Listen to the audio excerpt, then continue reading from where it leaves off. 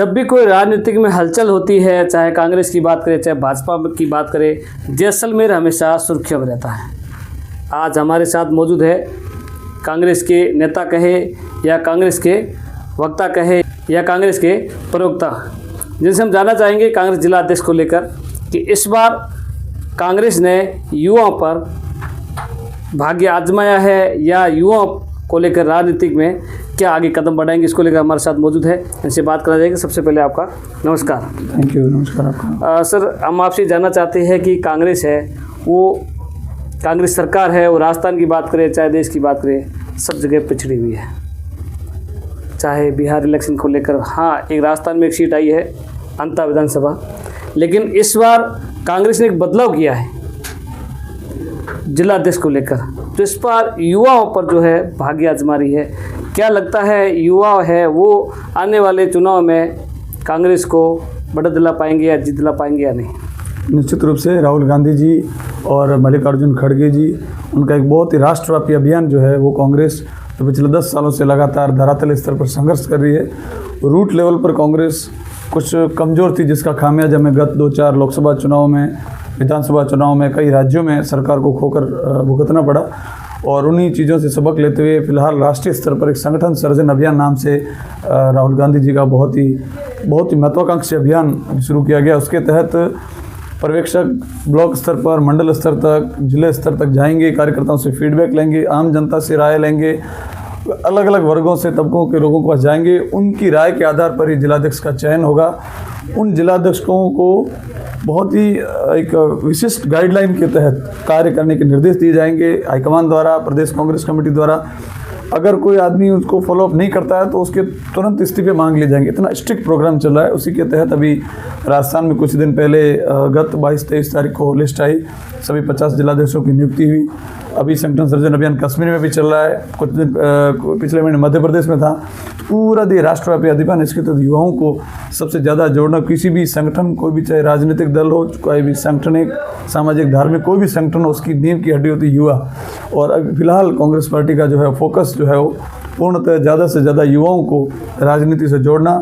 देश में जो लोकतंत्र की हत्या की जा रही है, सरेआम संविधान संशोधन किए जा रहे हैं, उन संशोधनों को लेकर आम जन को सजग करना, देश की आंखें खोलना। जो आंखें नरेंद्र मोदी का चश्मा पहनकर जो पूरा देश जो है वो धर्म की आड़ में न जाने क्या क्या देख रहा है, लेकिन कह नहीं पा रहा है। देश का बुद्धिजीवी वर्ग चुप है, क्योंकि उनको पता है कोई अनहोनी घटना न हो जाए।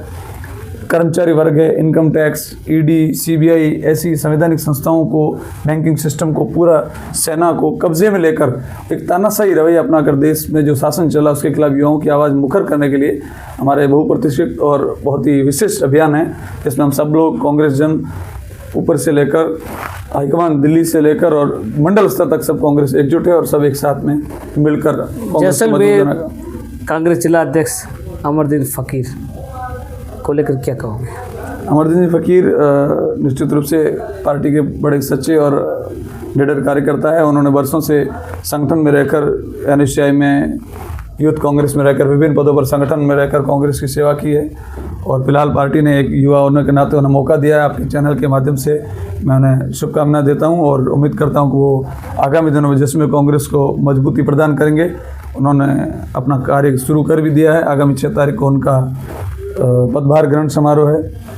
निश्चित रूप से उसके बदलाव जो है वो कुछ ही दिनों में आपको नज़र भी आएंगे। क्या लगता है अमरदीन फ़कीर कांग्रेस को एकजुट कर पाएंगे?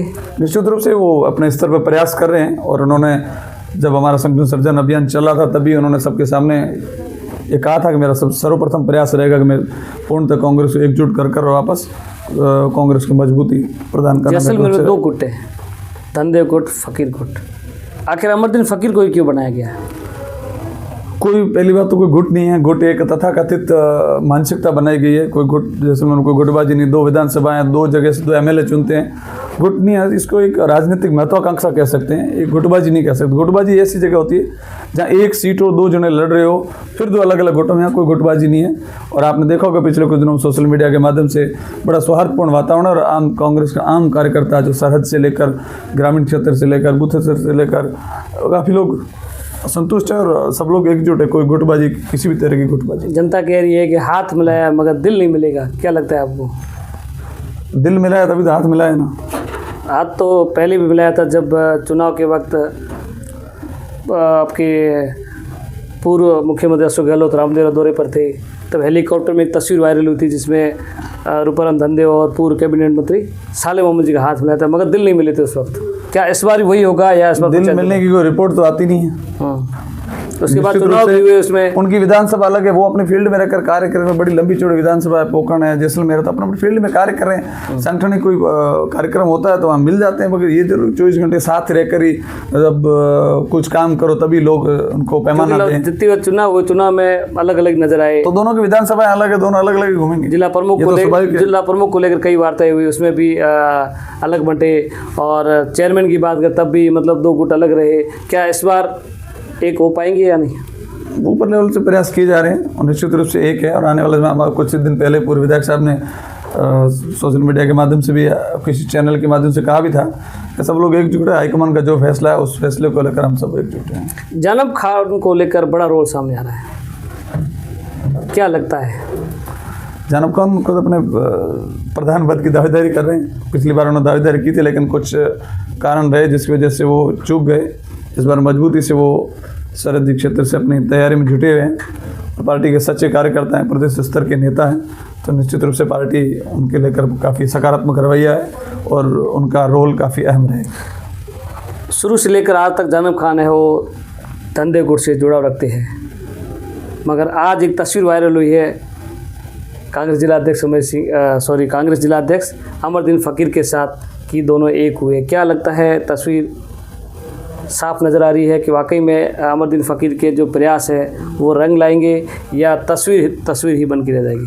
उनके समाज के, उनके परिवार के सदस्य हैं, वो अपने परिवार के घर पर गए हैं, अपनी खुशी जाहिर की है। और जानब खान ने जी परिवार के सदस्य होने के नाते उन पर जो खुशी जाहिर करनी चाहिए, उनके समाज को कोई युवा अगर अध्यक्ष बनाए, सुनिए तो परिवार का मामला है कि उनके समाज के लोग हैं आगे बढ़े। तो ये समाज में हमारी क्या कहते हैं, गंगा जमुनी तहजीब रही है और ये सांप्रदायिक सौहार्द हमारा, ये तो खूबसूरती है हमारे समाज की, पूरे हिंदुस्तान की। आप आदमी अगर अपने समाज के साथ खुशी जाहिर करके, सब लोग किसी राजनीतिक रूप से कोई नई परिभाषा देते हैं, तो अपनी अपनी सोच है, अपने अपने मायने हैं।